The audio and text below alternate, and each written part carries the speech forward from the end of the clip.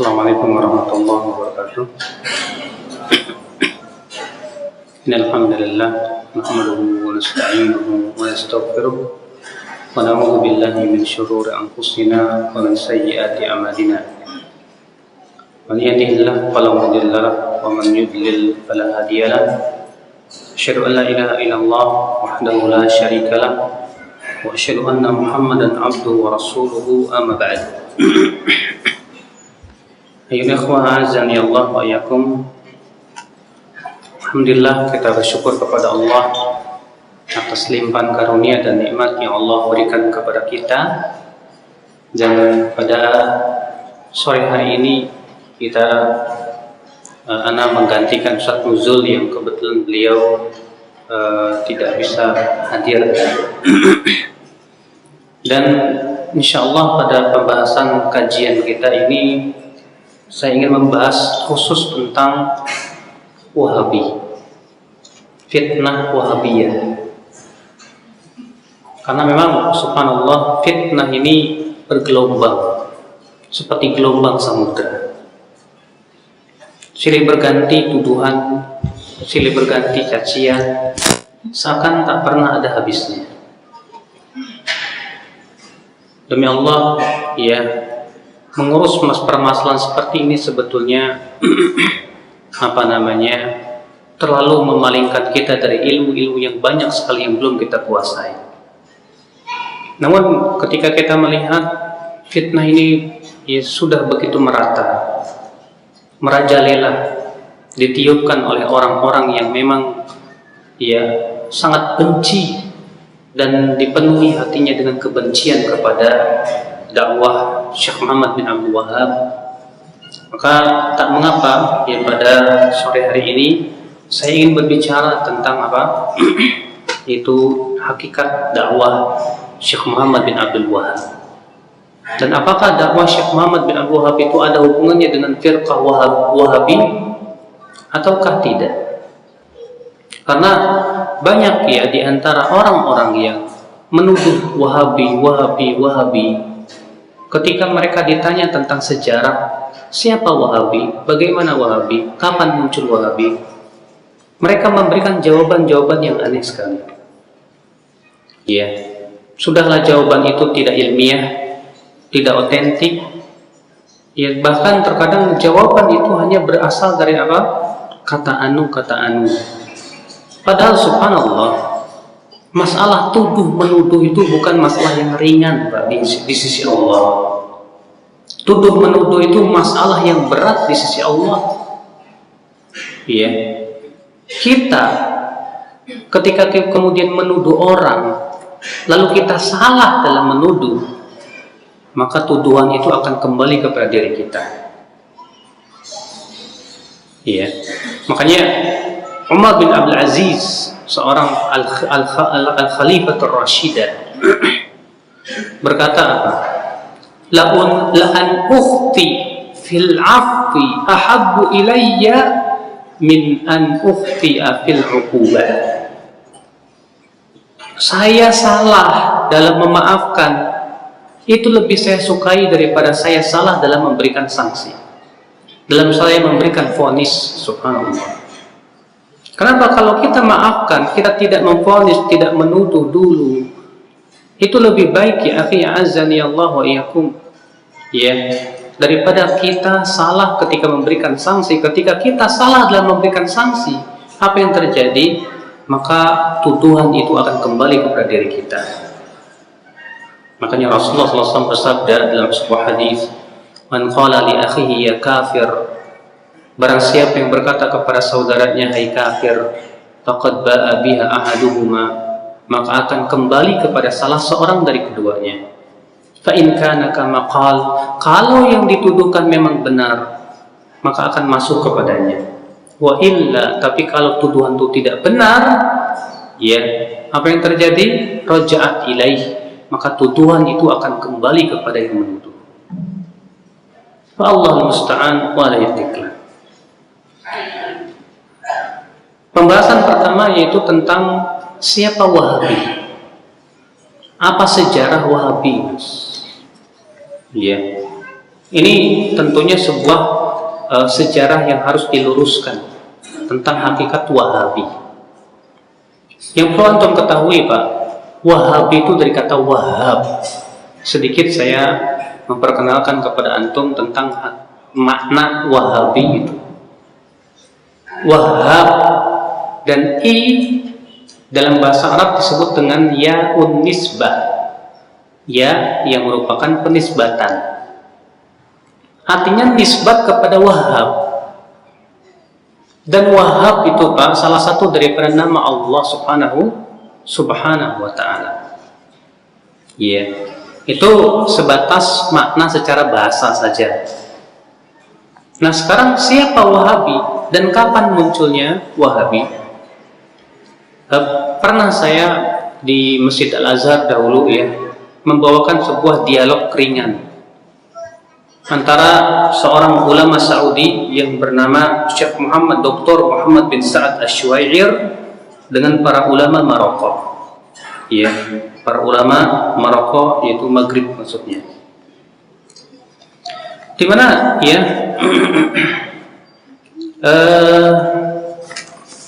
didapati sebuah fatwa dari seorang ulama yang bernama, ya, Al-Lakhami, di mana ulama yang bernama Al-Lakhami ini pernah ditanya tentang masjid yang dibangun oleh firqah Wahabiyah.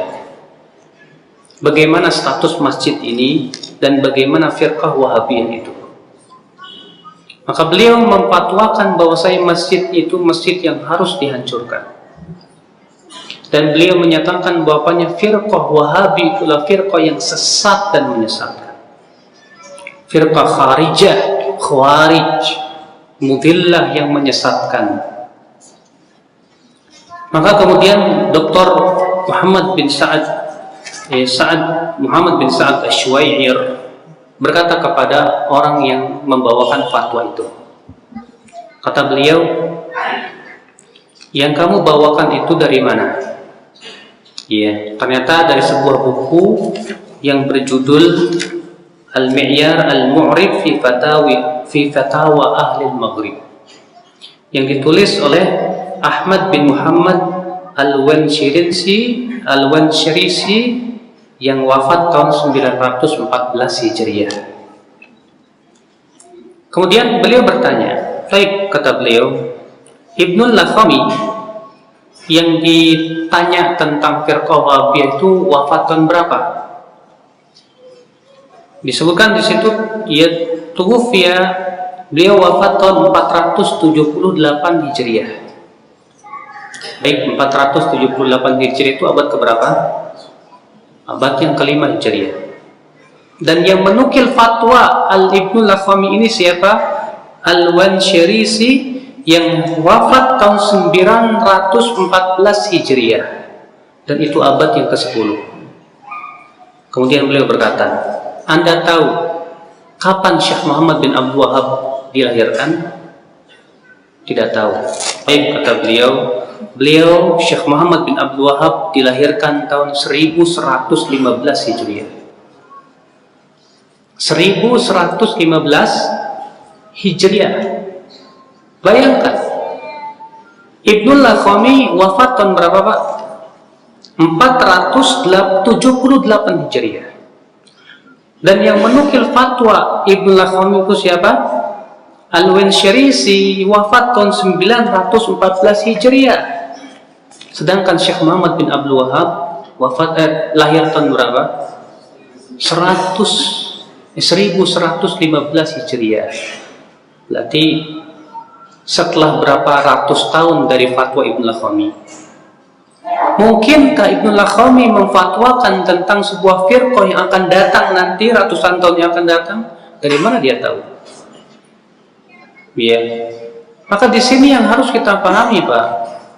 Ternyata Wahabi yang dimaksud oleh Ibnu Lakhami ini ya adalah firqah yang dibawa oleh Abdul Wahhab bin Rustum. Ya. Abdul Wahhab bin Rustum. Dia memang seorang firqah khariji, seorang khawarij yang mengkafirkan kaum muslimin. Pemikiran yang memang menyesatkan, bahkan difatwa oleh para ulama akan kekafirannya ya firqah ini. Jadi secara sejarah, Pak, penamaan Wahabi itu ya dengan yang diklaim katanya pentolannya dakwah Wahabi itu Syekh Muhammad bin Abdul Wahhab, ini suatu apa namanya sejarah yang sangat aneh sekali. Makanya ya akhi azani Allah wa iyyakum. Iya. Ini secara sejarah bahwasanya firqah Wahabiyah sudah muncul jauh sebelum Syekh Muhammad bin Abdul Wahhab lahir. Iya, kebetulan Syekh Muhammad bin Abdul Wahhab namanya Abdul Wahhab. Nah, dikira oleh orang bahwa Abdul Wahhab inilah pendiri daripada Wahabiyah. Ya. Akhirnya diklaimlah Wahabi. Subhanallah. Ya, padahal beliau namanya Muhammad bin Abdul Wahhab. Secara penisbatan saja sangat salah sekali. Ya, Wahabi itu nisbat kepada Wahhab. Beliau namanya Muhammad, harusnya Muhammadiyah kan gitu. Bukan Wahabiyah. Ya. Ini ikhwatul Islam azani Allah wa iyyakum. Nah, sekarang kita ingin mengenal siapa Syekh Muhammad bin Abdul Wahhab. Syekh Muhammad bin Abdul Wahhab, kalau saya ceritakan secara detail sangat panjang sekali kisahnya. Mungkin insya Allah suatu ketika ya kalau ada waktu saya ingin menjelaskan dan menceritakan tentang biografi beliau secara lengkap. Ya, bagaimana kehidupannya, kapan beliau lahir, bagaimana dakwahnya. Subhanallah. Akhul Islam azani Allah wa iyyakum. Ya. Syekh Muhammad bin Abdul Wahhab sudah saya sebutkan tadi dilahirkan tahun 1115 Hijriah. Di mana beliau semenjak kecil diberikan oleh Allah ya semangat untuk menuntut ilmu Allah Subhanahu wa taala. Beliau dilahirkan dalam sebuah keluarga yang betul-betul religi. Ayahnya Abdul Wahhab, seorang pentolan madhab dalam madhab Hambali. Ya. Syekh Muhammad bin Abdul Wahhab berkeliling dunia mencari ilmu. Beliau pergi ke Mekah, beliau pergi ke Hijaz, dia pergi ke Baghdad, pergi keliling dunia. Dan memang keadaan di zaman Syekh Muhammad bin Abdul Wahhab sebagaimana itu persaksian para ulama yang lainnya, ia penuh dengan kesyirikan, khurafat, bid'ah dan yang lainnya. Iya. Akhul Islam azani Allah wa iyyakum. Kemudian setelah beliau mendapat bekal yang cukup dari keilmuan, mulailah beliau berdakwah. Beliau mulai berdakwah di sebuah tempat yang bernama ya Khuraimila, kemudian pindah ke Uyainah, kemudian kembali lagi ke Khuraimila, kemudian akhirnya beliau pun pergi dan singgah di sebuah tempat ke sebuah tempat yang bernama Dir'iyah. Dir'iyah inilah sebuah tempat yang di situ hidup pemimpinnya yang bernama Muhammad bin Saud. Adalah Dir'iyah dahulu, Pak. Saudi Arabia atau Jazirah Arab itu dikuasai oleh kabilah-kabilah kecil. Tidak dikuasai oleh ya suatu kerajaan manapun juga. Masing-masing kabilah berdiri sendiri. Yang ada di Uyainah, maka ya kepala kabilah di sanalah yang menguasai. Yang ada di Khuraimila, demikian pula yang ada di Dir'iyah. Dan kebetulan di Dir'iyah ini yang menjadi pemimpin kabilahnya adalah Muhammad bin Saud. Ia kabilah yang kecil dan lemah. Iya. Dan waktu itu beliau masuk pun juga dalam keadaan sembunyi-sembunyi. Beliau ya singgah di rumah yang seorang syekh yang bernama Abdullah bin Suwailim. Di rumah beliaulah di situ ya, walaupun Abdullah bin Suwailim sebetulnya merasa ketakutan. Ketakutan kenapa? Takut diketahui oleh ya Muhammad bin Saud pada waktu itu. Tapi kemudian ya Syekh Muhammad bin Abdul Wahab pun tinggallah di rumah beliau. Disitulah beliau mengajarkan tentang tauhid. Sehingga apa yang terjadi ya, sedikit demi sedikit orang-orang pun menerima tentang dakwah beliau. Tapi Abdullah bin Suwailim takut. Kenapa? Takut terhadap pemimpinnya siapa? Muhammad bin Saud, terutama di Dir'iyah pada waktu itu tersebar kesyirikan, tersebar khurafat dan yang lainnya. Maka kemudian ya salah seorang dari teman Abdullah bin Suwailim menyampaikan hal ini kepada istrinya Muhammad bin Saud. Ya. Dan istri Muhammad bin Saud ini seorang wanita yang berakal dan kuat berpegang kepada agama. Maka kemudian orang ini pun menceritakanlah tentang Syekh Muhammad bin Abdul Wahab, tentang dakwahnya dan yang lainnya. Rupanya istrinya tertarik. Ya. Istrinya, saya lupa namanya kalau nggak salah, Maudha, ya, dan kakaknya atau adiknya yang bernama Thunayyan tertarik dengan dakwah Syekh Muhammad bin Abdul Wahab yang memang dakwahnya betul-betul memurnikan agama Islam dari berbagai macam kesyirikan, khurafat dan yang lain. Maka kemudian istri yang bijak dan salihah ini pun ya, ketika Syekh Muhammad bin Saud masuk ke kamarnya, beliau pun berbicara baik-baik dengan suaminya. Wahai suamiku, ya, pernahkah engkau mendengar orang yang bernama Muhammad bin Abdul Wahab? Ya, tidak ada, tidak tahu, kata Muhammad bin Saud.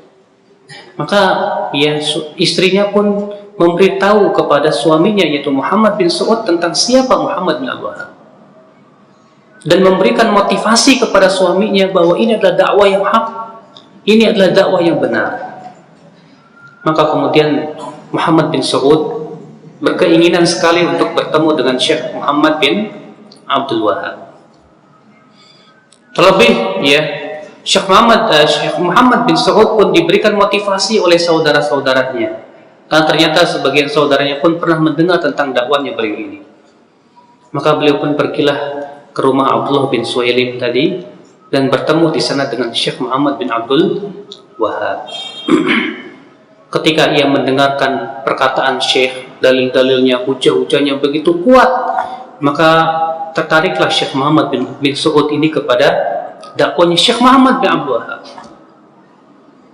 Yang kemudian ya, Syekh Muhammad bin Abdul Wahab berkata kepada Syekh Muhammad bin Saud, sesungguhnya ya, kalau engkau menerima dakwah ini, pasti Allah akan muliakan engkau. Karena sesungguhnya dakwah para nabi dan rasul adalah mentauhidkan Allah dan menjauhkan kesyirikan.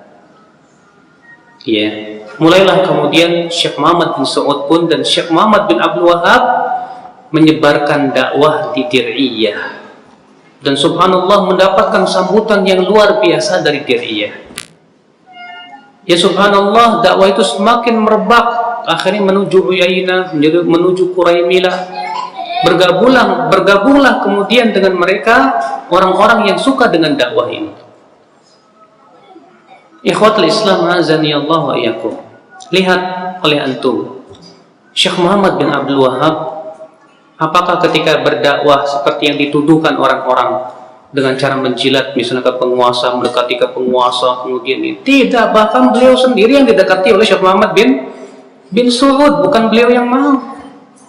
Ya, beliau waktu itu berdakwah kepada manusia, kepada tauhidullah jalla wa ala.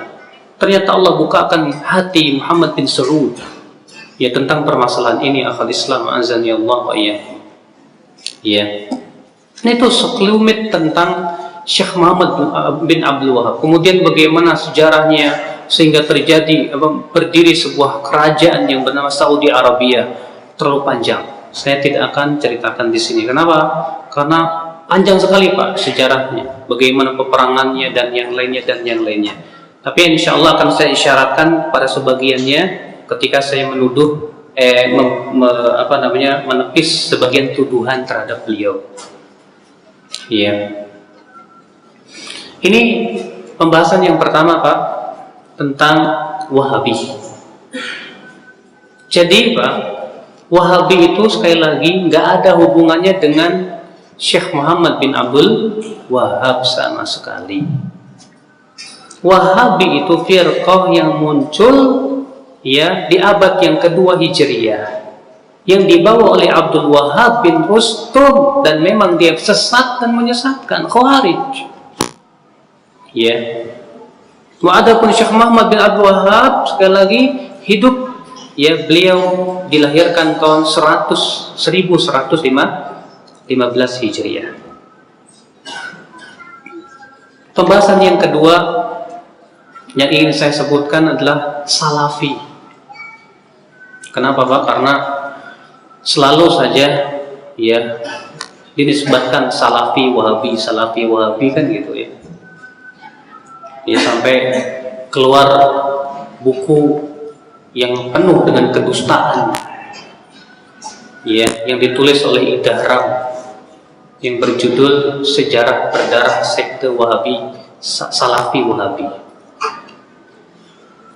Akhi azani Allah wa iyyakum.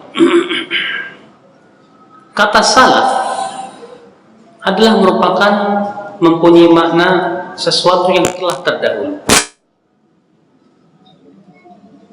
Dan salafi adalah nisbat kepada salaf. Dan yang dimaksud dengan salaf adalah generasi yang terdahulu. Mereka para sahabat, para tabi'in, para tabi'ut tabi'in, dan ini merupakan generasi yang paling utama. Yang disebutkan dalam hadis yang mutawatir bahwa Rasulullah SAW sabda apa? Ya, kata Rasulullah, khairun nasi qarni, thumma alladhina yalunahum, thumma alladhina yalunahum. Sebaik-baiknya generasi adalah generasiku, kata Rasulullah. Sebaik-baiknya manusia adalah generasiku. Kemudian setelahnya, kemudian apa? Setelahnya. Iya. Rasulullah menyebutkan bahwa 3 generasi ini yang terbaik. Dan para ulama menyebutkan bahwa batasan salaf itu adalah ya abad sampai abad ke-3 Hijriah. Berarti kurang lebih dari itu disebut dengan khalaf, bukan salaf. Iya. 3 Hijriah berarti tahun 200, berarti setelah Imam Ahmad bin Hanbal. Ini menunjukkan bahwa imam yang 4 itu termasuk salaf. Dan itu betul. Iya. Imam Malik, Imam Syafi'i, Imam Abu Hanifah, demikian pula Imam Ahmad bin Hanbal. Imam Ahmad meninggal tahun berapa Pak? Ada yang tahu? Yang merupakan madhab dari 4 madhab ini? Ada yang tahu?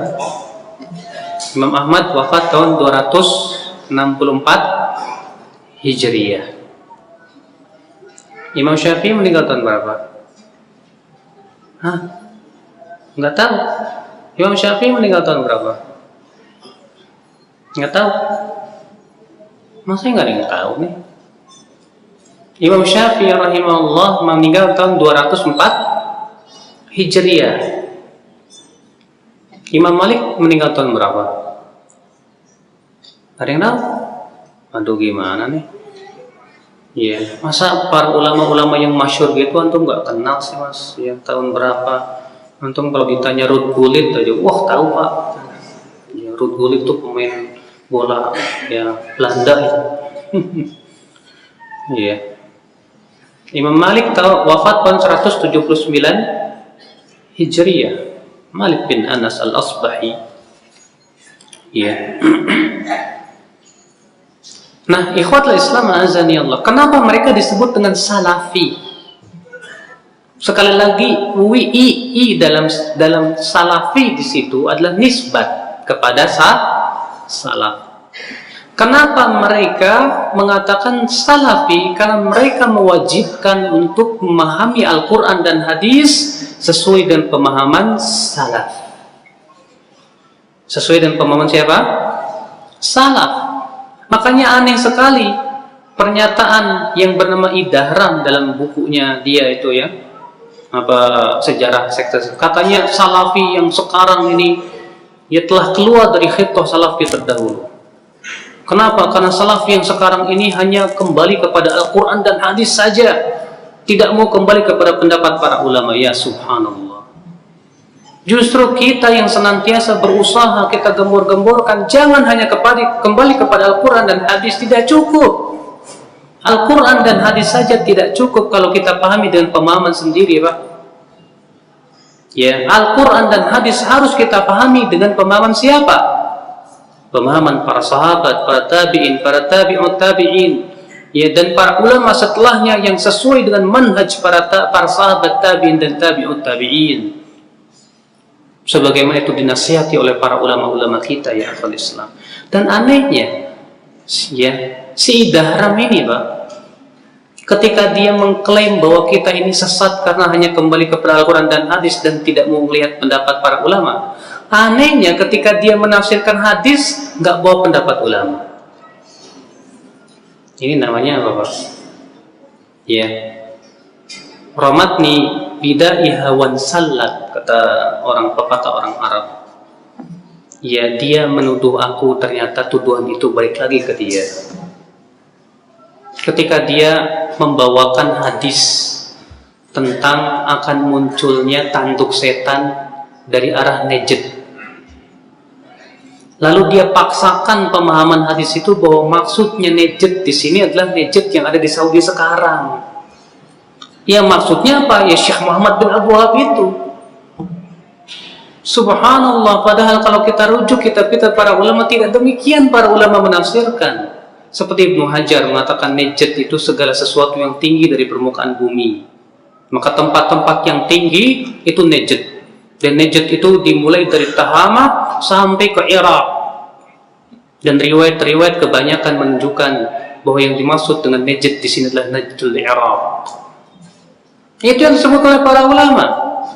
Wadiyah, ya, penulis buku sejarah Salafi ini, ya, menuduh kita katanya tidak rujuk kepada pemahaman ulama, tapi dia sendiri nafsirin hadis dengan penafsiran dia sendiri, kan lucu.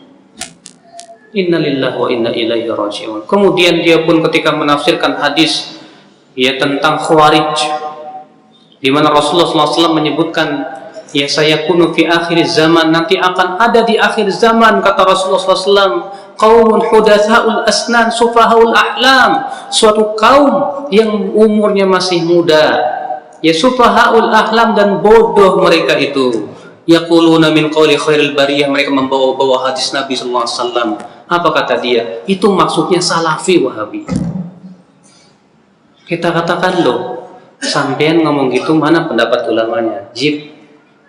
Loh, itu hadis mengatakan saya kunu fi akhir zaman, di akhir zaman, berarti adanya di akhir zaman.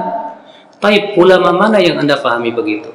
Padahal Ibnu Hajar, demikian pula para ulama Al-Qadhiyyah menyebutkan bahwa yang dimaksud dengan akhir zaman adalah zamannya Rasulullah SAW kemari. Karena Rasulullah SAW termasuk akhir zaman. Makanya para ulama bersepakat bahwa Khawarij itu pertama kali muncul di zaman Ali bin Abi Thalib, ya radhiyallahu anhu arba, yang kemudian diperangi oleh Ali bin Abi Thalib radhiyallahu anhu arba. Dan Rasul mengatakan bahwasannya Khawarij akan terus ada sampai hari kiamat, sampai terakhir mereka keluar bersama Dajjal. Laknatullah alaih. Akhal Islam azani Allah wa iyyakum. Ya. Maka dari itu ya akhi, inilah sebuah klaim kebohongan dan kedustaan, ya, bahwa kita ini katanya hanya kembali kepada Al-Quran dan hadis dan tidak merujuk kepada pendapat para ulama. Subhanallah, hada buhtanun azim. Ini sebuah tuduhan yang besar dan berat sekali, ya. Padahal kalau dia buka kitab-kitab para ulama, bahkan buku yang ulama yang disebut dengan ulama Wahabi, ya, Syekhul Islam Ibn Taimiyah lah, memang lucu ya. Ibn Taimiyah sama Syekh Muhammad bin Abdul Wahab duluan mana Pak? Hah? Dulu Ibn Taimiyah kan? Ibn Taimiyah dulu. Tapi anehnya apa katanya? Itu Ibnu Taimiyah itu Wahabi. Kok Syekh Ibnu Taimiyah Wahabi? Kok Ibnu Taimiyah kan duluan, ya, hidup beliau pada abad keberapa? Ibnu Taimiyah itu, ya, ke-9 Hijriah atau ke-8 Hijriah. Syekh Muhammad bin Abdul Wahab itu pada abad 11 Hijriah. Baca kitabnya Syekhul Islam Ibnu Taimiyah, betapa seringnya beliau mengucapkan ya tentang madhabnya Imam Malik, Imam Syafi'i, dan membawakan perkataan-perkataan para ulama terdahulu. Bahkan ketika beliau membahas tentang sebuah ayat tentang sifat, beliau mengatakan, aku telah membaca lebih dari 100 kitab tafsir para ulama. Subhanallah, ikhwatul Islam, azan ya Allah wa iyyakum. Ya. Akhul Islam, azan ya Allah. Kemudian ada syubhat begini, katanya karena dakwah Wahabi itu mendapat banyak perlawanan, maka merubah dakwahnya dengan ganti nama katanya. Jadi Salafi. Ya. Ini lucu. Memang disebutkan ya dalam buku tersebut. Katanya apa? Ya karena Wahabi itu terlalu keras dan orang banyak menentang, akhirnya apa? Dirubahlah penamaan tersebut menjadi apa? Salafi, supaya nggak ketahuan Wahabinya. Masya Allah. Ya akhi, a'azzani Allah wa iyyakum. Pertama, ya, bahwasannya Syekh Muhammad bin Abdul Wahab adalah pengikut madhab Salafi, bukan Salafi pengikut madhab Wahabi, abadan. Ya, oleh karena itu ketika Raja Abdul Aziz yang merupakan raja kerajaan Saudi Arabia, ya rajanya ayahnya Malik Fahd, ya, beliau waktu itu berceramah. Di antara isi ceramahnya beliau berkata apa? Ya, kata beliau, saya akan bacakan isi dari ceramah Raja Abdul Aziz, ya. Kata beliau, yusammunana bil wahabiyyin wa yusammuna madhhabana al wahabi bi'tibari annahu madhhabun khamis wa hadha khata'un fahish nasha'a 'an ad-di'ayatil kadhiba allati kana yabuthuha ahlul aghrab. Nahnu lasna ashaba madhhabin jadid أو عقيدة جديدة ولم يأتي محمد بن عبد الوهاب بالجديد فعقيدتنا هي عقيدة السلف الصالح التي جاءت في كتاب الله وسنة رسوله صلى الله عليه وسلم وما كان عليه السلف الصالح ونحن نحترم الأئمة الأربعة ولا فرق عندنا بين مالك والشافعي وأحمد وأبي حنيفة وكلهم محترمون في نظرنا wa nahnu fil fiqhi na'khudhu bil madhhabil hanbali. Ya, kata beliau apa? Mereka menamai kami dengan Wahabi dan menyebut madhab kami katanya madhab Wahabi, dan mereka mengatakan bahwa kami membuat madhab yang kelima. Dan ini sebuah kesalahan yang berat, kata beliau. Ini muncul akibat dari tuduhan-tuduhan yang dusta yang dituduhkan oleh orang-orang yang punya kepentingan. Kami bukanlah orang yang membuat madhab yang baru, kata beliau, atau akidah yang baru. Dan Muhammad bin Abdul Wahab pun tidak membawa sesuatu yang baru. Akidah kami adalah akidah salafus saleh, ya, yang tertera dalam Al-Quran dan Sunnah Rasulullah dan apa yang diyakini oleh salafus saleh. Kami pun juga menghormati para imam yang 4. Tidak ada bedanya bagi kami antara Imam Malik, Imam Syafi'i, Imam Ahmad dan Abu Hanifah. Semuanya kami hormati, ya, dan kami dalam masalah fikih banyak mengambil dari fikih Hambali, ya. Hadhihi hiyal aqidatu allati qama Syekhul Islam Ibnu Abdul Wahhab. Kata beliau, inilah akidah, ya, yang dibawa oleh Syekhul Islam, yaitu Muhammad bin Abdul Wahhab, yang ia seru kepadanya. Wa hadhihi aqidatuna, dan inilah akidah kami. Bahwa akidah kami mengikuti pemahaman salafus saleh. Ya, syufi akhi azani Allah wa iyyakum. Bagaimana kita akan berganti baju jadi salafi sementara penamaan salafi itu sudah duluan ada sebelum ya Syekh Muhammad bin Abdul Wahhab. Ini dia Imam Adz-Dzahabi. Antum tahu siapa Imam Adz-Dzahabi? Kapan beliau hidup? Pada abad ke-8 Hijriah, ya ke-9 Hijriah. Beliau mengatakan apa ya, akhi? Ke-8 Hijriah. Muhammad bin Imam Adz-Dzahabi ini murid daripada Syekhul Islam Taimiyah. Ketika menyebutkan tentang Al-Imam Ad-Darqutni, kata beliau, lam yakhud ar-rajul fi ilmi al-kalam. Imam Ad-Darqutni tidak pernah tenggelam dalam ilmu kalam, bal kana salafiyan, justru ia seorang salafi. Bayangkan, subhanallah, Al-Imam Adz-Dzahabi menamai Ad-Darqutni sebagai apa? Madhab salafi. Ya, wallahi kita lebih merasa mulia menisbatkan diri kepada salafi daripada kepada wahabi. Kenapa?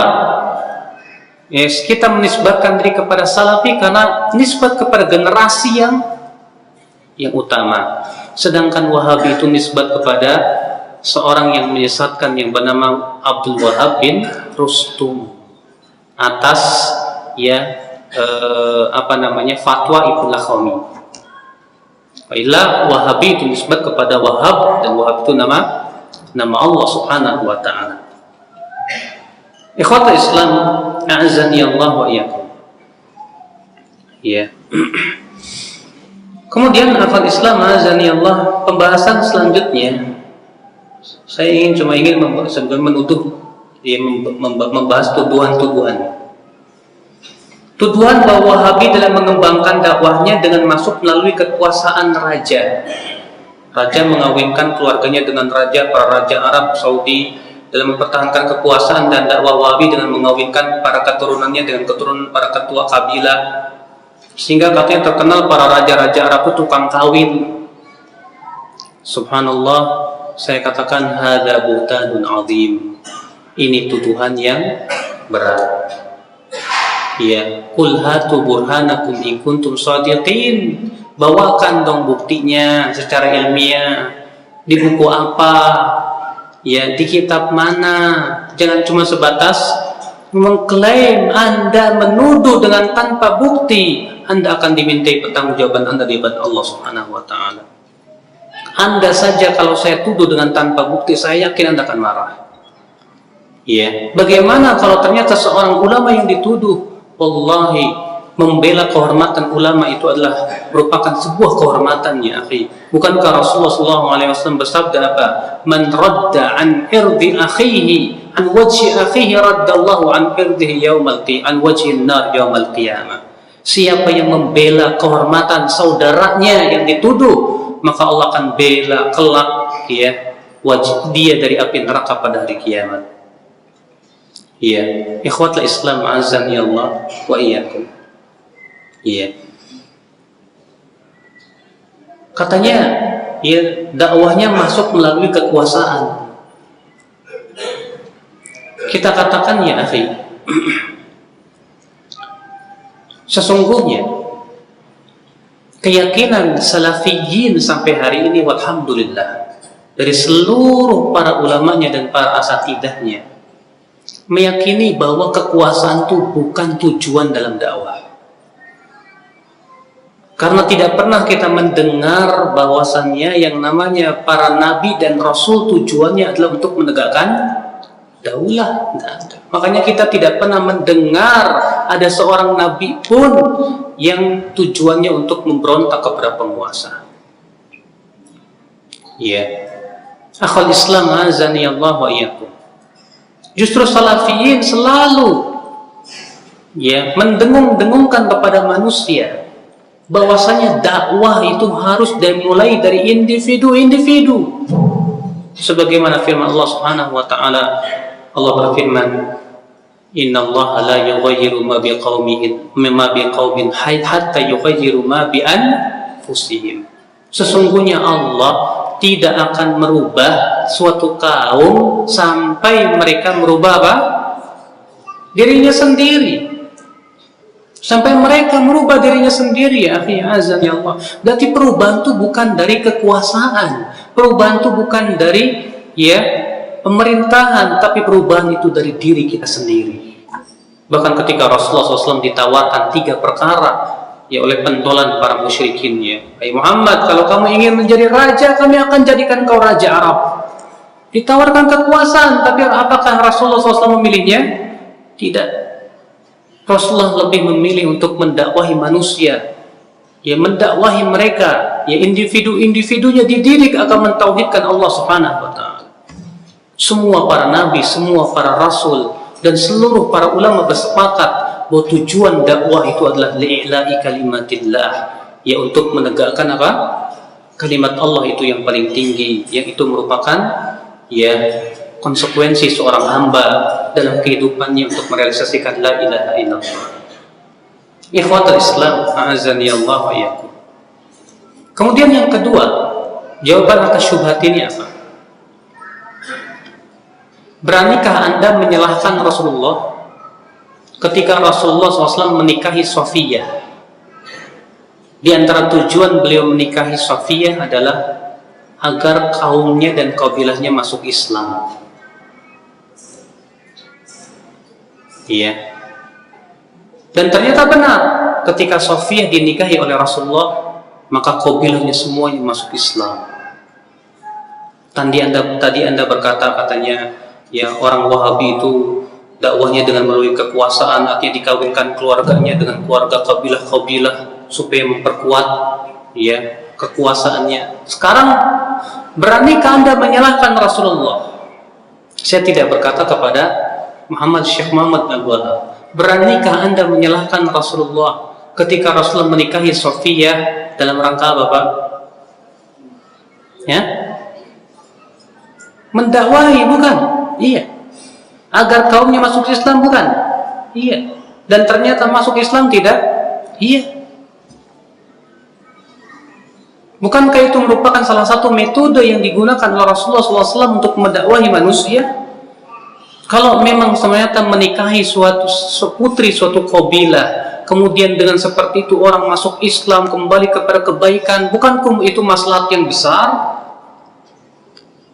Ya, adapun klaim katanya mereka itu tukang kawin, innalillahi wa inna ilaihi raji'un. Kalau istri 4 memang diizinkan Al-Quran, Pak. Ya, bukankah Allah mengizinkan matna wa thulatha wa ruba? Ya, 2 atau 3 atau 4. Rasulullah SAW menikah berapa? 11, dan itu khususiatul Rasul sallallahu alaihi wasallam, ya akhal Islam azani Allah wa iyyakum. Namun itulah Pak, orang kalau sudah benci duluan, sesuatu yang sebetulnya tidak salah jadi dianggap salah. Sesuatu yang sebetulnya itu ada dalilnya, ada contohnya dari Rasulullah, dianggap ini sebagai sebuah apa? Ya, sesuatu yang tabu dan aneh, akibat daripada dangkalnya keilmuan kita. Kemudian menjawab syubhat yang keempat, tuduhan bahwa katanya sebagian orang Arab menganggap perbudakan masih berlaku karena tidak ada satupun ayat Al-Quran dan hadis yang mengharamkan perbudakan. Akibatnya banyak TKW yang diperkosa. Mas, saya selama sekolah di Saudi Arabia, semua masyayikh yang ada di Madinah mengatakan khodimat-khodimat, pembantu-pembantu yang ada dan yang datang dari Indonesia itu bukan budak. Ya. Bahkan mereka menulis buku-buku tentang bahayanya punya khodimah tanpa mahram. Iya. Bahkan sekarang Pak, ya para ulama Saudi semua sepakat bahwasannya khodimah itu wajib dengan bawa mahram. Semua para, ya waktu saya masih di sana pun demikian. Semuanya menyatakan haram para khodimah, para pembantu itu datang dengan tanpa mahram. Kenapa mereka diperkosa, Pak? Kenapa? Karena mereka datang ke Saudi dengan tanpa mahram, tinggal sama majikan-majikan. Ya antum tahu sendiri bagaimana laki-laki, yang namanya laki-laki kan masih itu kesalahan individu, bukan kesalahan para ulama, bukan kesalahan manhaj. Apakah hanya karena kesalahan individu kemudian disalahkan semuanya? Baik, kalau begitu, ya, kalau Anda menyalahkan Saudi gara-gara ada sebagian mereka yang memperkosa ya pembantunya, mungkin saja dunia pun akan mengkecam orang Indonesia karena sebagian mereka suka koruptor, suka mencuri, curanmor, suka macam-macam. Mungkinkah misalnya dikatakan itu orang Indonesia bejat semuanya?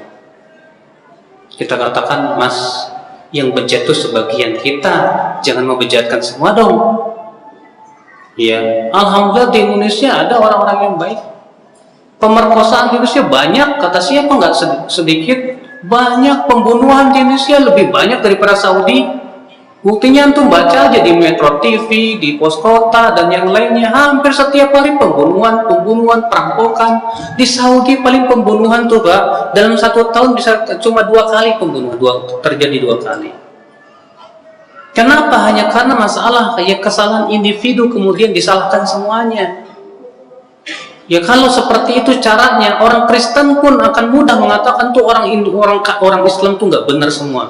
Kenapa? Yang suka mencuri motor siapa? Orang Islam. Yang suka korupsi siapa? Islam. Yang suka nyuri sendal di masjid siapa? Orang Islam. Orang Islam tuh nggak ada yang baiknya. Benar nggak dikatakan demikian? Hanya karena dilakukan oleh individu ya seseorang, subhanallah.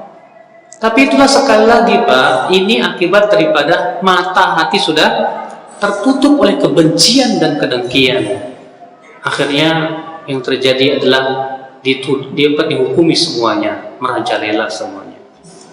Tuduhan selanjutnya terhadap Wahabi atau istilahnya ditujukan kepada Syekh Muhammad bin Abdul Wahab, demikian pula yang mereka sebut dengan Salafi Wahabi. Apa itu? Katanya Salafi Wahabi mudah mengkafirkan orang, ya, mensyirikan, membid'ahkan kelompok lain dan memecah belah. Akhirnya azan ya Allah wa yakum, tuduhan ini sudah muncul di waktu Syekh Muhammad bin Abdul Wahab masih hidup, bahwa beliau itu mudah mengkafirkan fulan dan fulan. Bahkan beliau Syekh Muhammad bin Abdul Wahab dituduh mengkafirkan orang yang tidak mau hijrah kepadanya. Padahal subhanallah ya fatlah Islam azan ya Allah wa yakum, ya. Dalam risalah beliau Syekh Muhammad bin Abdul Wahab ya menulis sebuah risalah membantah tuduhan terhadap dirinya. Saya akan bacakan dan dengarkan baik-baik ya perkataan beliau, yaitu perkataan Syekh Muhammad bin Abdul Wahab. Kata beliau begini, "Faminha qawlu inni mubtilun kutubal madhahibil arba'ah wa inni aqulu inna nas min 600 sana laysu ala syai' wa inni adda'i al-ijtihad wa inni kharijun 'anil taqlid wa inni aqulu inna ikhtilafal ulama niqmah wa inni ukaffiru man yatawassal bis salihin wa inni ukaffirul busiri li qawli ya akramal khalqi wa inni aqulu law aqdir ala hadmi qubbati rasulullah lahadamtuha walau aqdir ala ka'bah la akhadtu mizabaha wa ja'altu lahu mizaban min khashabin wa inni yuharrim ziyarata qabrin nabi sallallahu alaihi wasallam wa inni unkiru ziyarata qabril walidain wa ghairihima wa inni ukaffir man halafa bi ghairillah wa inni ukaffir ibn al-Farid wa ibn Arabi wa inni uharrik dalail al-khairat wa rawda riyahin wa usammihi rawda syayatin jawabi an hadhihi al-masail an aqul subhanaka hadha buhtan 'azim. Kata Syekh Muhammad bin Abdul Wahab, di antara tuduhan itu adalah perkataan dia ya yang mengatakan bahwa aku membatalkan kitab-kitab mazhab yang 4, bahwa aku mengatakan bahwa manusia semenjak 600 tahun yang lalu tidak di atas sesuatu, dan bahwa aku mengklaim ijtihad dan bahwa aku ini sudah keluar dari taklid, bahwa aku mengatakan bahwa perselisihan ulama itu adab, dan aku mengkafirkan orang yang bertawassul dengan orang-orang yang saleh, dan bahwasanya aku mengkafirkan Al-Busiri karena perkataan dia ya akramal khalqi, dan bahwasanya kalau aku mampu untuk menghancurkan kubah Rasulullah SAW, aku akan hancurkan, dan bahwa kalau aku menguasai Ka'bah, aku akan ambil mizabnya dan aku jadikan sebagai mizab dari kayu, dan bahwasanya aku mengharamkan ziarah kubur Nabi SAW, dan bahwasanya aku mengingkari ziarah kuburan orang tua dan yang lainnya, dan bahwa aku mengkafirkan orang yang bersumpah dengan nama selain Allah, dan bahwa aku mengkafirkan Ibnu Farid dan Ibnu Arabi, dan bahwa aku membakar kitab Dalailul Khairat dan Riyadhur Rayahin, dan saya namai katanya Raudhus Syayatin. Saya jawab semua tuduhan ini dengan perkataan saya, subhanaka hadza buhtanun azim. Maha suci Allah, ini adalah tuduhan yang nyata. Ini pernyataan dari siapa?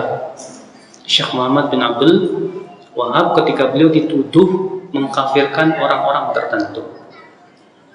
Bahkan ya, Dr. Ibrahim Ar-Ruhaili dalam kitab beliau Mauqif Ahli Sunnah menyebutkan perkataan Syekh Muhammad bin Abdul Wahab, kalau aku, kata Syekh Muhammad, ya, belum mengkafirkan, tidak mengkafirkan orang yang menyembah patung yang di atas Said Badawi, kuburan Said Badawi, karena tidak ada orang yang mengingatkan mereka, dan karena juga mereka bodoh terhadap ini, bagaimana aku akan mengkafirkan orang yang tidak hijrah kepadaku?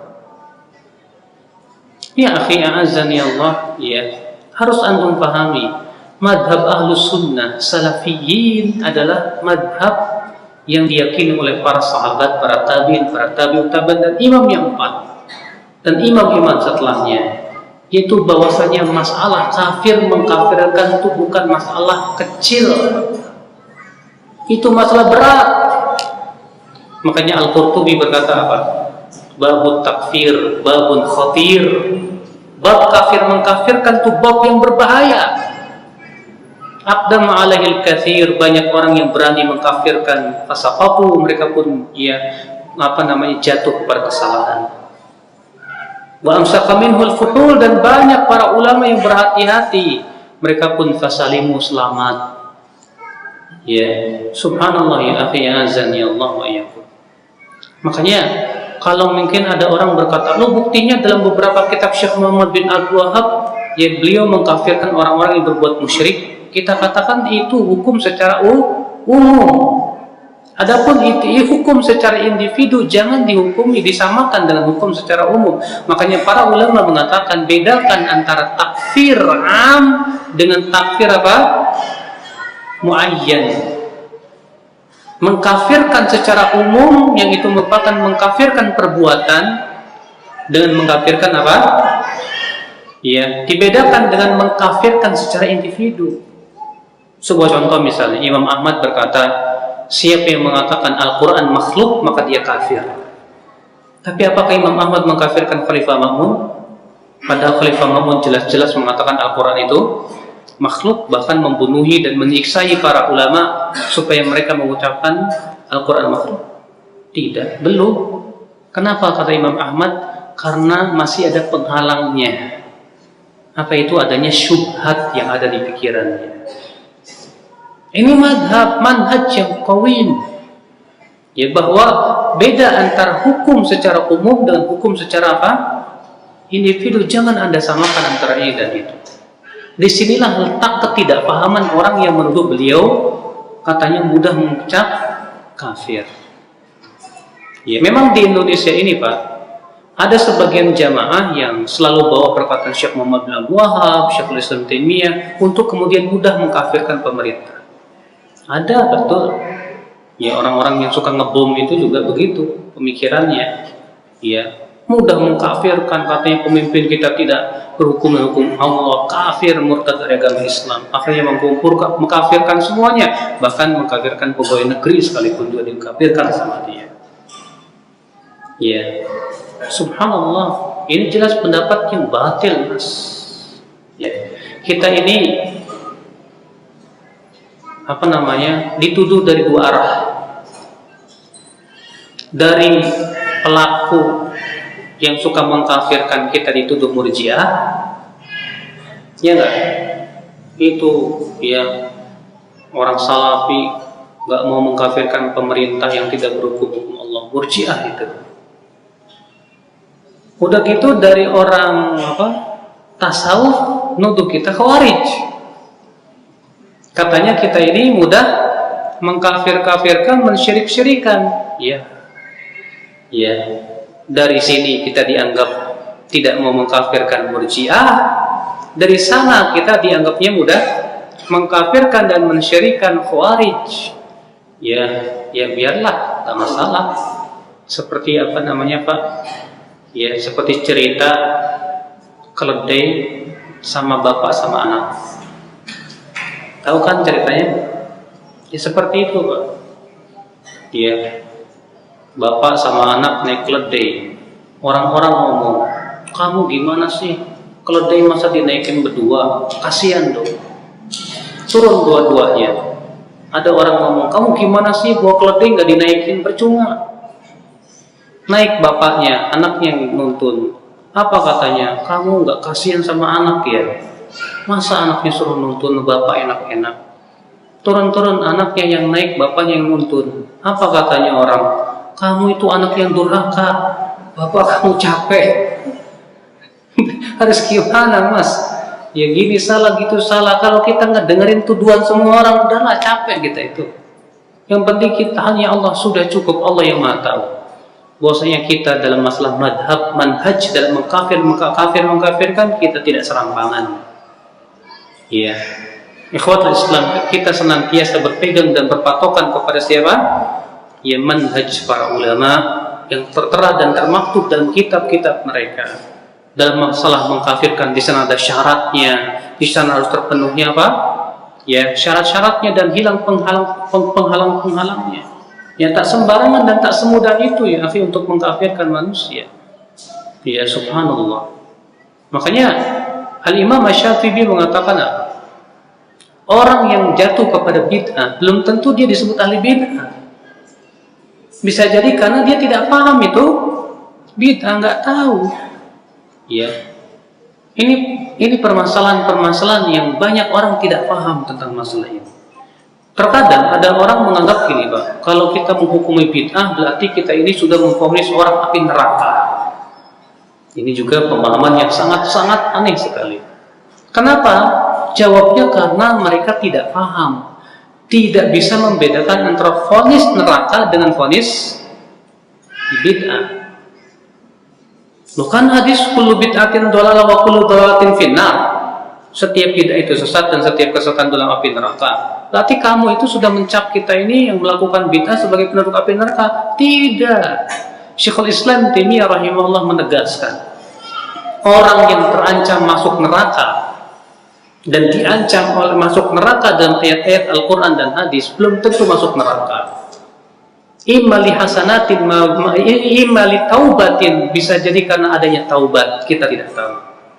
Au imali hasanatin mahiyah, atau dia pernah melakukan kebaikan yang besar sehingga kebaikan itu mengampuni dosa-dosa dia. Wa imma lima saib, atau bisa jadi dia ditimpa musibah yang berat akhirnya menggugurkan dosa-dosanya. Imma li syafa'ah, atau bisa jadi kata beliau dia mendapatkan syafaat Rasulullah SAW. Tidak ada konsekuensi dari itu, Pak. Iya. Ini ikhwatul Islam azani Allah wa iyyakum. Iya. Nah, ini terkadang yang jadi permasalahan ketika kita menghukumi suatu perbuatan yang sudah terbiasa dilakukan oleh masyarakat sebagai sebuah kebid'ahan. Iya. Akhirnya ribut. Seperti bid'ah Maulid Nabi, seperti Isra Mi'raj, tahlilan, yang memang masyarakat betul memang tidak lepas dari itu. Akhirnya apa? Itu yang kemudian dianggap diributkan gara-gara ya kita mungkin di radio atau sebagian asatidah ya membahasnya di masjid dan yang lainnya. Nah, kita dianggap sesat dan menyesatkan gara-gara itu. Padahal tidak ada konsekuensi. Pertama, bahwa ketika kita mengatakan itu bid'ah, bahwa pelakunya langsung kita cap sebagai apa? Ahli bid'ah? Belum tentu. Belum tentu, Mas. Iya. Karena ikhwatul Islam azani Allah, Syekhul Islam Taimiyah mengatakan bahwa seseorang itu dicap sebagai ahli bid'ah itu kalau dia melakukan sebuah bid'ah yang telah disepakati oleh para ulama akan kebid'ahannya. Kalau semua ulama bersepakat bahwa itu bid'ah, baru kita cap sebagai ahli bid'ah, dan sudah mutawatir dari kalangan para ulama itu bid'ah. Adapun kalau itu memang ternyata masih misalnya simpang siur atau diperselisihkan, maka kewajiban kita adalah memilih mana yang paling kuat pendapatnya. Memilih yang paling kuat pendapatnya. Ya, ikhwatul Islam azani Allah wa iyyakum. Maka disinilah, ya akhi azani Allah wa iyyakum, ya sebetulnya sebab terbesar. Sampai-sampai di antara mereka ada yang mengatakan begini, ciri-ciri teroris itu berjenggot di atas mata kaki, ya, nggak mau tahlilan, yang nggak mau mulutan, nah itu teroris katanya. Dengan mudahnya mengklaim seperti itu, subhanallah. Ini kan musibah, Pak. Ya, padahal para nabi semuanya berjenggot, berarti para nabi semua teroris itu. Rasulullah SAW, ya, pakaiannya di atas mata kaki, buat teroris gitu. Para sahabat dahulu ketika Rasulullah meninggal dunia, nggak ada sejarahnya disebutkan bahwa mereka tahlilan, ya, maktam, ya, setelah Rasulullah wafat. Berarti itu para sahabat semuanya teroris itu. Subhanallah, ya, subhanaka hada buhtanun azim. Ikhwatul Islam azani Allah wa iyyakum. Kemudian pembahasan selanjutnya, ya akhi, katanya bibit-bibit terorisme adalah kelompok Wahabi, sehingga apabila Wahabi telah berkuasa akan mengadakan tindakan-tindakan kekerasan penghancuran kepada kelompok lain yang berbeda dengan keyakinan Wahabi. Kalau nggak percaya, rujuk buku sejarah berdarah sekte Salafi Wahabi. Ini Pak yang jadi rujukan sekarang di Indonesia, buku ini. Buku ini ditulis oleh seorang yang majhul, Idahram, sengaja dibalikin namanya. Ya, kenapa? Karena orangnya pengecut dan enggak, ya, takut ketahuan. Dan isinya buku itu, ya akhi, ya, provokasi banget. Tuduhan, subhanallah. Dan alhamdulillah ada dua buku yang sudah membantah dua buku ini. Buku yang pertama muncul itu buku yang berjudul Salafi Antara Tuduhan dan Kenyataan, yang ditulis oleh Sofyan Khalid bin Idham Rurai. Buku ini bagus, ya, dimana saya akan bacakan sebagian tuduhan Idahram dan bantahannya. Akan tampak kepada Anda ternyata Idahram ini pembual, ya. Sebuah contoh, selain di dalam pembual, tapi juga dia pintar sekali mengotak-ngatik kata dan mengolah kata. Saya berikan contoh, ya, yang menunjukkan bahwa katanya Wahabi itu orangnya keras, bengis, dan suka yang membunuhi yang lainnya. Kata Idahram di dalam buku ini,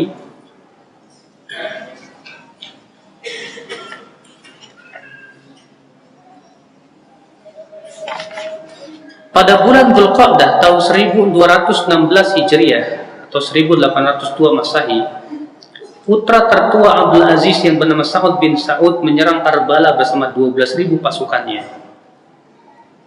Nah, lihat, dia sebutkan begitu aja kan?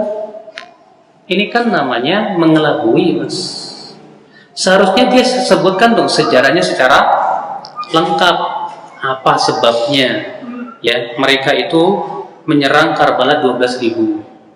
Apakah karena mereka yang memulai atau karena yang dimulai, atau bagaimana keadaannya? Dijelasin dong. Kalau hanya sebatas menyebutkan sejarah begini kemudian untuk mengelabui orang, tuh lihat tuh orang Salafi, ya, sampai menyerbu Karbala, apa salahnya Karbala kan gitu. Tapi ya dengan tenangnya ya penulis buku ini berkata, sangat disayangkan saudara Idarham menafikan rangkaian kejadian sebelumnya yang menjadi sebab penyerangan tersebut.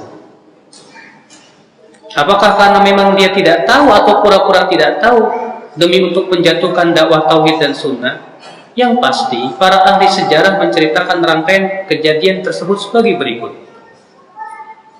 Pada tahun 1213 Hijriah atau 1798 Masehi, Gubernur Baghdad yang bernama Sulaiman Basha dan wakilnya Ali Basha menyiapkan pasukan untuk menyerang Asa, dan banyak pasukan ini berasal dari kabilah Al-Jazail. Mereka adalah kaum Syiah Karbala, penyembah kuburan Al-Husain. Pasukan ini dipimpin oleh Ali Basha. Mereka mengepung benteng penduduk Ahsa selama berhari-hari, namun pada akhirnya gagal tanpa meraih kemenangan sedikit pun. Mereka lalu memutuskan untuk pulang ke Baghdad. Ketika mereka dalam perjalanan pulang, barulah pasukan Syekh Muhammad bin Abdul Wahhab dari Diriyah sampai ke Ahsa yang dipimpin oleh Imam Saud. Beliau pun kemudian mengejar pasukan Ali Basha untuk membalas kezaliman mereka terhadap penduduk Asa. Beliau berhasil mengejar mereka sehingga terjadi pertempuran yang sengit antara dua pasukan, sampai pada akhirnya Ali Basha memohon perdamaian dan diterima perdamaiannya oleh Imam Saud. Ya, sudah mendolimi, minta perdamaian, dimaafkan pula. Udah gitu dituduh lagi, kan musibah. Ya. Kita lanjutkan. Pada tahun 1214 Hijriah atau 1799 Masehi, kabilah Al-Jazail kaum Syiah Karbala mengkhianati perjanjian. Ya, perjanjian damai ini. Mereka membunuh ratusan pengikut dakwah Syekh Muhammad bin Abdul Wahhab di dekat kota Najaf. Maka Imam Abdul Aziz bin Muhammad rahimahullah, pemimpin Saudi Arabia ketika itu, meminta pertanggungjawaban gubernur Baghdad atas pengkhianatan terhadap perjanjian yang dilakukan oleh orang-orang Syiah. Namun permintaan diah denda pembunuhan ini tidak diindahkan oleh Baghdad maupun Karbala sampai hampir 2 tahun lamanya. Ya, ada hak tidak untuk minta? Ya, kamu sudah membunuhi 200 orang. Ya, saya minta dendanya dong kemarin. Ya, apa salahnya mereka? Barulah tahun 1216 Hijriah 1801 Masehi, pasukan Saudi yang dipimpin oleh Imam Saud menyerang Karbala sebagai hukuman dan pembalasan kisos terhadap pembunuhan yang mereka lakukan. Itu Pak asalnya. Ya, itu asal sejarahnya. Kenapa? Ya, waktu itu Ibnu Saud mengirimkan 12.000 pasukan. Kalau di pemerintah Indonesia saja ketika ada TKI yang ditawan di mana? Di kejadian kemarin Somali itu, yang kemudian pemerintah Indonesia mengirimkan pasukannya untuk membebaskan, apa itu nggak boleh? Ya. Nah ini sudah mereka perdamaian sudah diterima, mengkhianati perdamaian, udah gitu membunuh ratusan orang. Ketika dimintai, ya mereka nggak mau. Ya udah terpaksa diserang sekalian. Ya akhi azani Allah, siapa yang salah? Kenapa kemudian ya si Idarham ini malah memetik sebuah kejadian hanya untuk memberikan kesan itu, lihat dia Wahabi itu jahat, tanpa melihat sejarah. Ya kenapa sebabnya ya mereka membawa pasukan 12.000. Ini sebuah pengalabuan ya akhi azani Allah ya. Ya, subhanallah. Dan lain-lain ya akhi, di sini sebutkan beberapa perkataan-perkataan Idarham yang subhanallah yang membuat bergidik bulu roma. Ya, tapi alhamdulillah dengan tenangnya penulis buku ini membantahnya satu persatu ya, tuduhan-tuduhan terhadap ya dari Idarham ini. Ya. Jelas, akhi, sayang sekali buku ini ya sejarah berdarah sekte Salafi Wahabi ini ya kemudian dijadikan rujukan oleh orang-orang yang ternyata naudzubillah ya memang benci sama Salafi Wahabi, yang akhirnya ditelan mentah-mentah Ya, sampai kemudian dianggap ini sebagai sebuah buku yang paling hebat dalam membantah ya Salafi Wahabi, padahal lebih lemah daripada sarang laba-laba. Subhanallah, ikhwatul Islam azani Allah wa iyyakum. Ya. Baik ya akhi, kita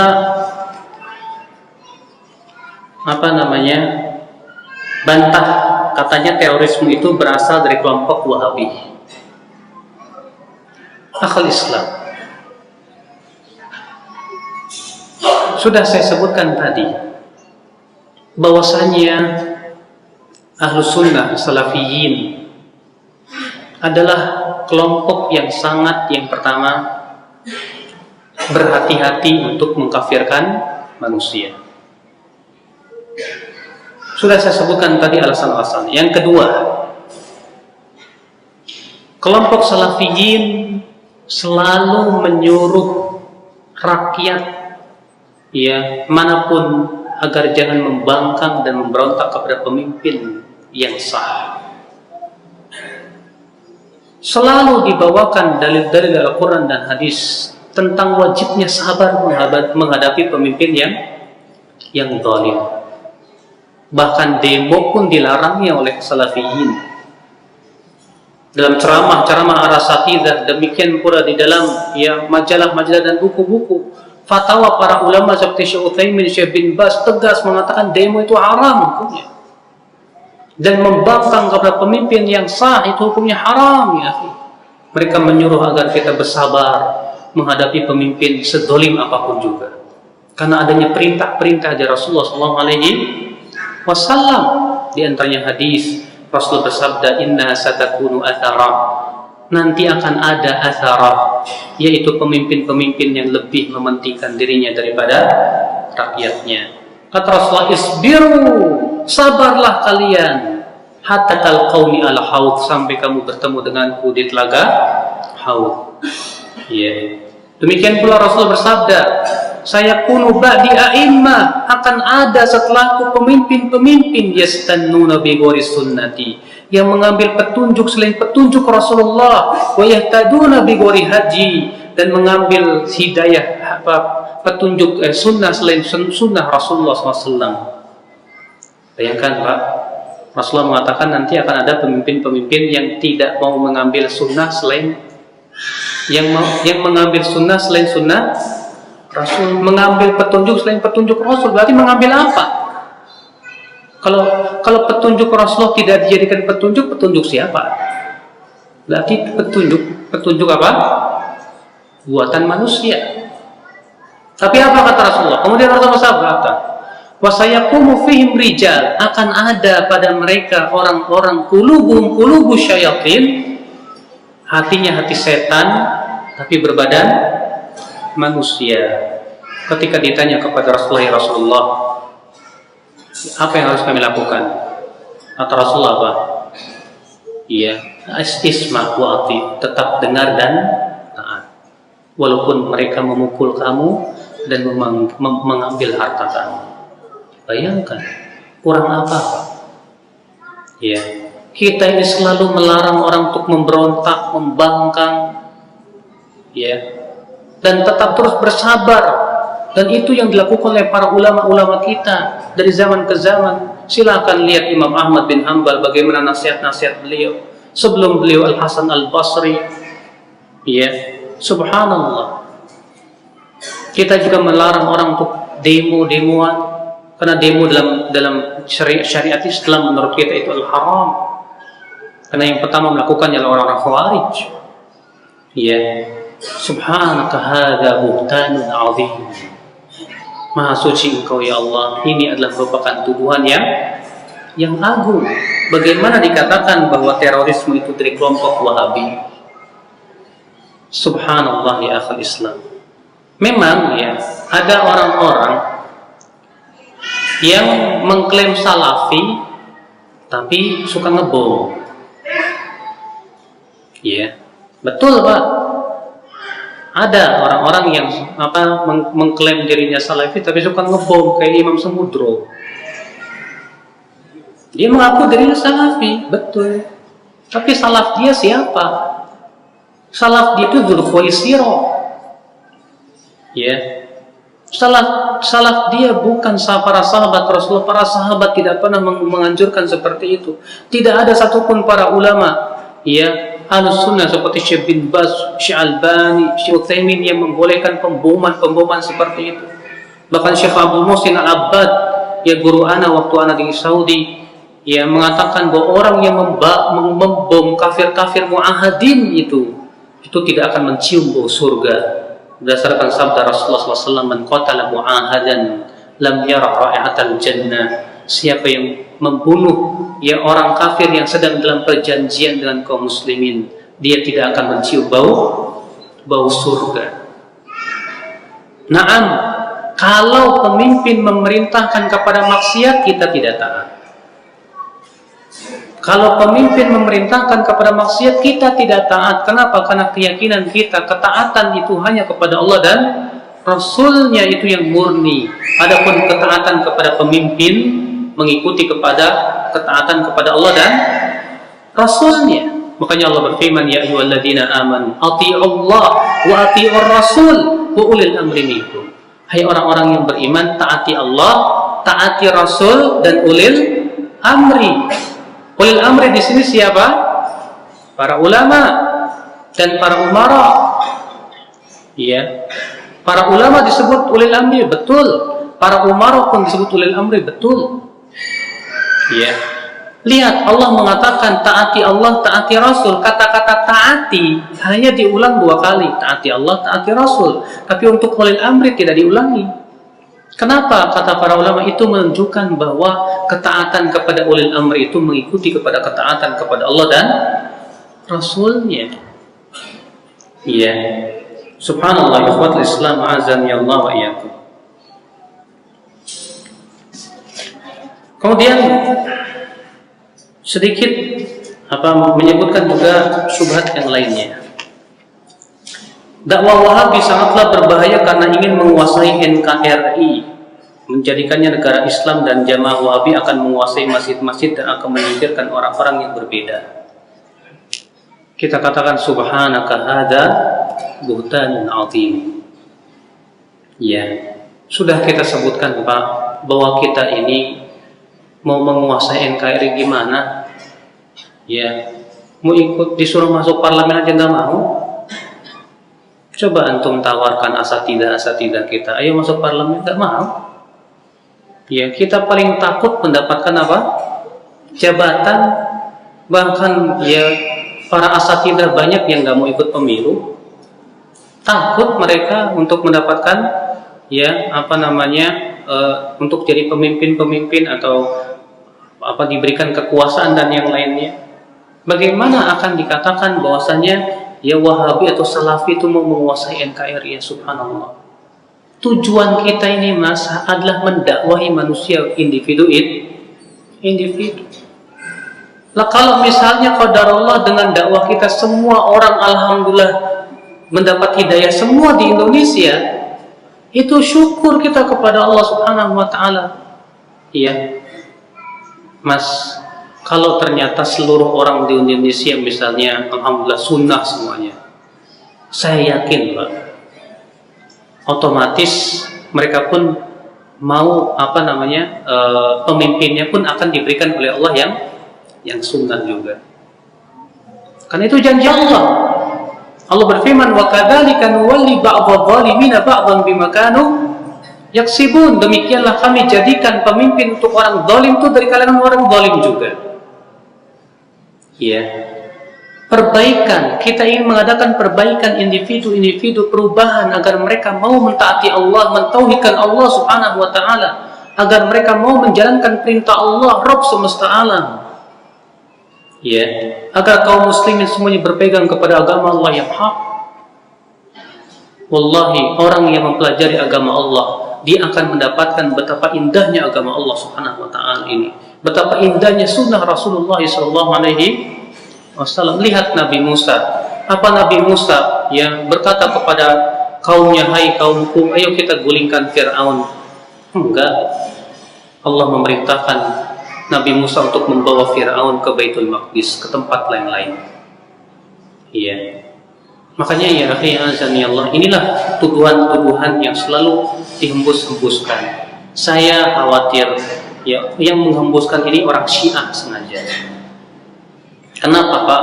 Karena orang Syiah itu ya selempar batu sembunyi tangan. Antum tahu orang Syiah di Yaman saja memberontak, jelas. Di Syria, ya, di Libya, di Mesir, itu kan campur tangan orang Syiah. Lah kemudian kenapa orang Syiah nggak diwaspadai? Kemudian kita yang betul-betul berusaha menyuruh orang mentaati pemerintah malah diwaspadai, kan lucu. Tapi itulah syaitan pinter, Pak. Ketika Nabi Adam dilarang untuk makan buah khuld, yang kata iblis, ya, yang menamai buah khuld kan iblis. Dijadikan oleh iblis buah tersebut jadi boleh dimakan, diputar balikan. Demikian pula seperti ini. Ketika orang Syiah tahu batu sanduan yang paling berat dalam dakwah mereka adalah dakwah salafiyah. Batu sandungan yang paling berat orang Syiah di Indonesia ini Pak, dakwah salafiyah. Makanya mereka melihat tampaknya yang harus dihabisi adalah dakwah salafiyah dulu. Sebab kalau dakwah salafiyah ini sudah beres, mereka akan melanglang buana. Dan lihat saja, kalau orang Syiah sudah mempunyai kekuatan di Indonesia, tidak akan jauh dari seperti yang di Yaman. Mereka akan menggigit Pak, seperti ular, seperti kalajengking yang menyembunyikan racunnya. Ketika mereka sudah mulai ada kemampuan dan kesempatan untuk mencengkeram, disitulah mereka akan mencengkeram. Tapi itulah ya akhi, sekali lagi ya, musuh-musuh dakwah itu tak pernah diam untuk mencari kesalahan dan kesalahan. Yang jelas kewajiban antum sekali lagi adalah untuk terus menuntut ilmu Allah, terus istiqomah, jangan pedulikan tuduhan-tuduhan. Cukuplah Allah Maha tahu bahwa itu semua adalah kebohongan dan kedustaan yang nyata. Allahu a'lam, saya kira cukup. Mungkin ada yang bertanya, silakan.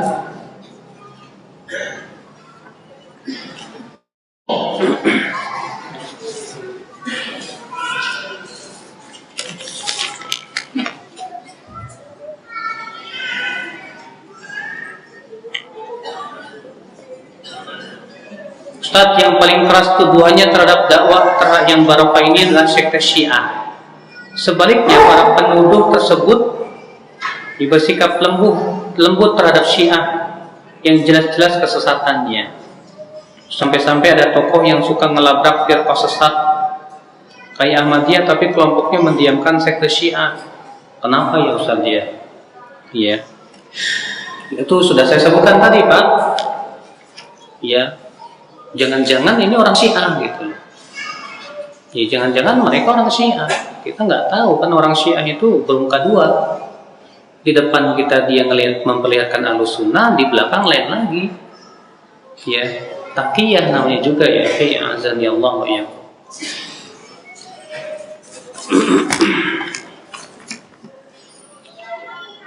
Sekarang hampir seluruh kelompok atau jamaah Islam yang ada baik yang ada di negeri ini maupun di luar yang hakikatnya membenci dakwah sunnah menisbatkan dakwah yang barokah ini kepada Wahabiyah dengan menempelkan tuduhan-tuduhan buruk terhadap dakwah yang barokah ini, di mana kata mereka dakwah Wahabiyah ini dakwah teroris, dakwah ulama Saudi yang penjilat penguasa, mengharamkan zikir dan doa setelah sholat, tidak suka bersalawat, mencap sesama serampangan kaum muslimin dengan ahli bid'ah dan kafir, pemecah belah umat dan tuduhan-tuduhan kecil lainnya.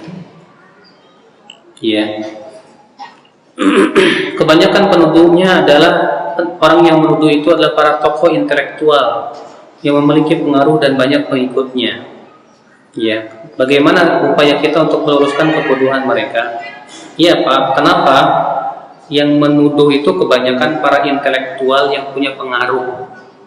Gara-garanya pengaruh mereka mulai berkurang. Pengikut mereka ya sedikit demi sedikit ya meninggalkan mereka. Ya ketika mereka mendengar dakwah kita Ya ternyata kita selalu berucap Al-Quran, hadis, qala Allah, qala Rasulullah, kemudian kita bawakan pendapat para ulama salafus saleh. Kita terang-terangan, ya. Bahkan Anda mau langsung rujuk ke buku, silakan. Kita semua transparan secara hujah dan yang lainnya. Banyak orang tertarik. Ya, di antaranya yang tertarik itu para pengikut-pengikut mereka. Ketika pengikut-pengikut mereka itu sudah banyak yang pergi dari mereka, mulai ketakutan. Wah, ini akhirnya apa? Ya, dengan berbagai macam cara mereka harus halang-halangi dakwah ini. Caranya apa? Dengan cara diantaranya memutarbalikan fakta, menuduh balik itu dakwah keras, itu dakwah teroris, itu begini, hati-hati. Ya, seperti yang dilakukan oleh si Daham dalam kitab dia Sejarah Berdarah Sekte Salafi Wahabi. Itu selalu ya diputar balikan sama dia. Hadis-hadis dicocok-cocokkan sama dia dengan keadaannya dan yang lainnya. Subhanallah. Itu memang seperti itu. Yang jelas, Pak, ya sudah saya sebutkan bahwa tuduhan-tuduhan itu tak akan pernah sepi. Jangankan kita, Rasulullah yang paling baik akhlaknya saja dituduh, Pak. Ya. Tuduhan itu selalu akan ada. Nah, kalau kita terus-menerus ngedengerin tuduhan terus susah. Ya kecuali kalau memang kayak syubhat kayak buku ini ya, Sejarah Berdarah Sekte Salafi Wahabi ini memang sudah keterlaluan ini. Kedustaannya, kebohongannya, ya pemutarbalikan faktanya dan yang lainnya sudah keterlaluan.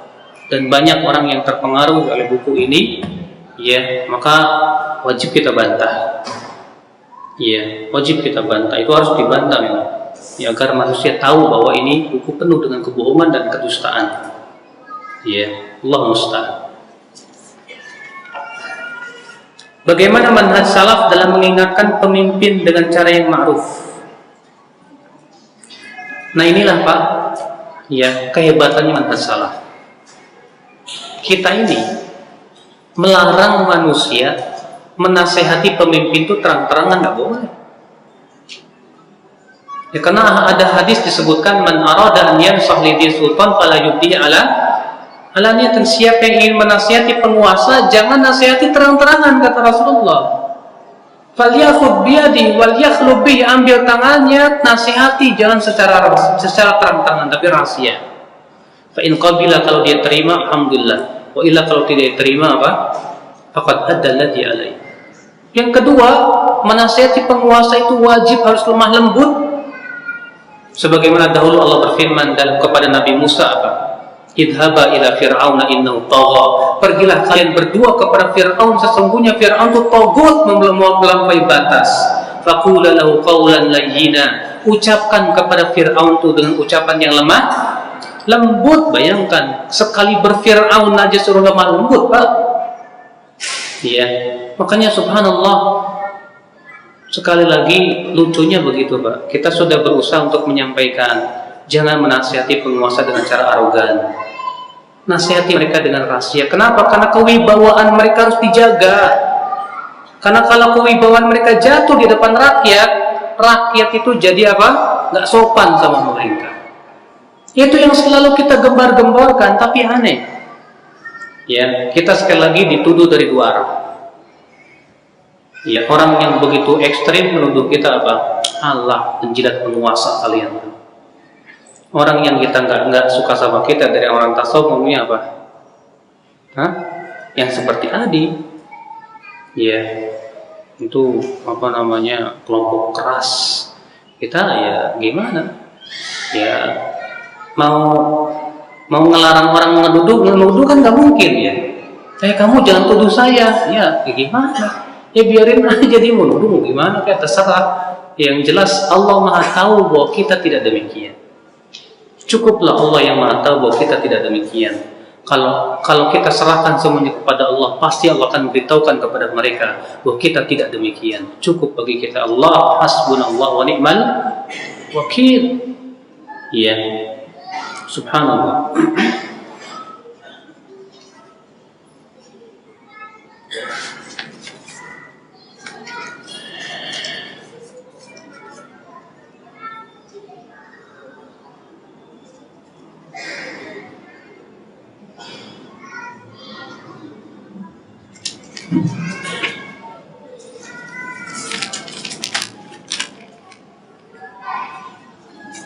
Bagaimana perselisihan yang terjadi di intern Salafi sendiri yang belum juga terselesaikan?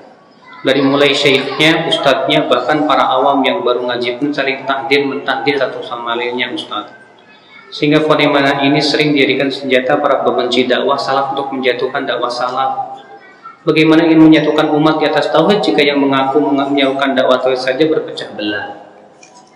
Mas, itu bukan tugas antum.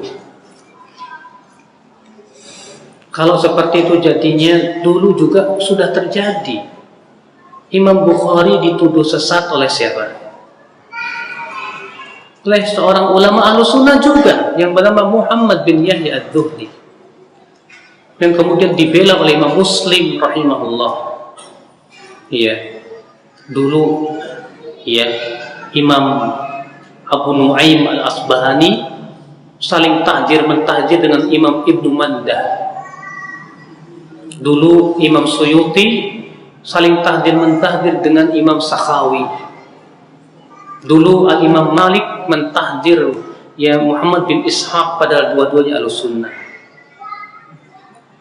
Itu sudah pasti terjadi seperti itu. Maka Imam Adz-Dzahabi berkata apa? Hal-hal seperti ini tuh ya udah dilipat aja lah. Ya, kenapa? Karena itu sebetulnya perselisihan yang bersifat individu. Ya. Kalau mereka kemudian saling mentahdir dan yang lainnya, adapun kita, kewajiban kita adalah belajar dan belajar, mengetahui tentang hakikat ilmu. Ya.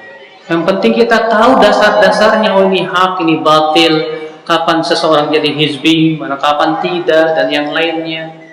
Ya, agar apa? Agar kita pun kemudian tidak serampangan kemudian menuduh saudara kita sesat dan yang lainnya.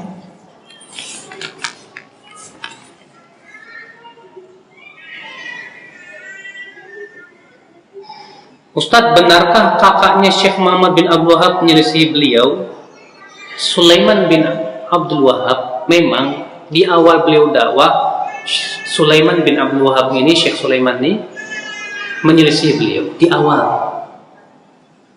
Namun kemudian setelah beliau jelas kepada beliau kebenaran, maka beliau pun langsung berubah dan menjadi pendukung berat Syekh Muhammad bin Abdul Wahab. Ya, saya akan bacakan suratnya Syekh Sulaiman bin Abdul Wahab menjelaskan tentang hakikat akidah beliau, yang beliau di situ mendukung Syekh Muhammad bin Abdul Wahab. Panjang tapi ya, nggak mungkin ini. Di situ ya Syekh Sulaiman bin Abdul Wahab yang menyebutkan tentang bagaimana beliau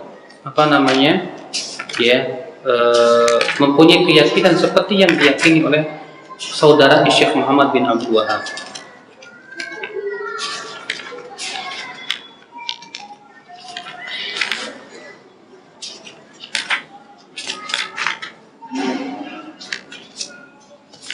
Oh, ternyata di buku satu lagi, ya, nggak ke bawah. Insyaallah nanti akan saya bawakan ya, di mana di situ risalah dari Syekh Sulaiman bin Abdul Wahab, ya, bahwa ya beliau ternyata keyakinannya kemudian setelah itu sama dengan Syekh Muhammad bin Abdul Wahab, dan beliau pun menjadi pendukung dakwah Syekh Muhammad bin Abdul Wahab.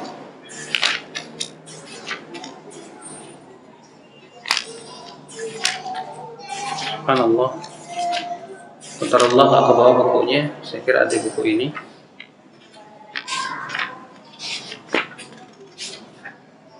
Iya, di buku satu lagi. Ya, di rumah gak ke bawah, Qadarullah. Nanti insyaallah ya, kalau ada waktu lagi kita akan bacakan itu. Iya. Nah ini ya, azani Allah wa yakum. Bagaimana cara menghadapi pemimpin yang menyudutkan dakwah salaf tentang kegiatan-kegiatan bid'ah, Maulid Isra Mi'raj, tahun baru Hijriah dan yang lainnya. Ya, padahal kan kegiatan-kegiatan itu kan sudah menjadi agenda resmi kenegaraan. pemerintah yang harus dilaksanakan oleh pemerintah dan seluruh institusinya, gimana itu?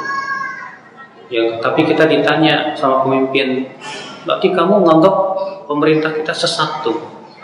Berarti ya kan pemerintah yang mengadakan Isra Mi'raj dan yang lainnya. Maka Anda katakanlah kepada dia, Pak, ini keyakinan pribadi saya. Masalah negara mau melakukan apa ya terserah mereka. Ya, dalam undang-undang pasal Undang-Undang 45 pasal 29 kan disebutkan bahwa setiap yang agama hendaknya melaksanakan agamanya masing-masing sesuai dengan keyakinan masing-masing, kan begitu. Dan itu ditetapkan oleh pasal Undang-Undang 45. Ya, saya punya keyakinan bahwasanya ini tidak disyariatkan. Ya, saya tidak akan ikut. Adapun masalah pemerintah mengadakannya, itu terserah pemerintah. Ya, cukup langsung sampaikan kepada mereka demikian. Kalau Bapak ingin tahu bukti-buktinya kenapa saya mengatakan demikian, ini Pak, silahkan ya sebutkan secara ilmiah. Ya, kalau memang antum diberikan oleh Allah kekuatan dan kemampuan. Tapi kalau antum tidak mampu, ya mungkin karena antum takut ataupun yang lainnya, ya mungkin antum bisa sampaikan kepada mereka, ya, bahwa saya melakukan perbuatan itu karena misalnya mendapatkan fatwa dari para ulama yang mendahului saya, misalnya ini dia dan yang lainnya. Sampaikanlah kepada mereka demikian. Kalau bagaimana aplikasi pengamalan tentang perintah lebih mementingkan azas manfaat daripada mudaratnya di saat kita berhadapan dengan pemimpin yang menekan kita terkait manhaj yang kita jalankan yang dianggap salah ini? Maksudnya pertanyaannya apa ya? Pengamalan tentang perintah lebih mementingkan azas manfaat daripada mudaratnya di saat kita berhadapan dengan pemimpin yang menekan kita terkait dengan manhaj yang kita jalankan yang dianggap salah. Belum ngerti saya. Apa maksudnya sikap kali ya? Ya, lebih banyak kepada sikap kali ya. Kalau kita ditekan maksudnya ya terkait dengan manhaj yang kita jalankan yang dianggap salah. Sebetulnya Pak, memang ini butuh kepada keberanian saja untuk menyampaikan kebenaran. Ya, kalau kita sampaikan kepada mereka dengan penuh ilmiah, ya lemah lembut dan yang lainnya, saya kira insya Allah mereka akan mau memahami. Selama kita mau bertakwa kepada Allah dengan sebenar-benarnya takwa, saya yakin Allah akan berikan jalan keluar yang terbaik. Allah berfirman, "Wa may yattaqillaha yaj'al lahu makhraja." Siapa yang bertakwa kepada Allah, Allah akan berikan jalan keluar yang terbaik. Allahu a'lam, karena sudah malam, ya 8:30. Insyaallah lah Pak ya, insyaallah dalam kesempatan lain kita akan membahas lagi permasalahan ini, karena mereka tak henti-hentinya terus menggembar-gemborkan masalah ini. Kita pun insyaallah kalau ada waktu lagi kita akan angkat kembali permasalahan ini untuk kita sebutkan lagi tuduhan-tuduhan mereka yang lain, kemudian kita bantah mereka satu persatu. Wallahu a'lam. Ini saja, yang benar itu semua dari Allah dan yang salah itu dari saya dan dari syaitan dan dari kelemahan diri saya sendiri. Ini saja, subhanallah bihamdi, asyhadu an la ilaha illa anta astaghfiruka wa atubu ilaik. Wassalamualaikum warahmatullahi wabarakatuh.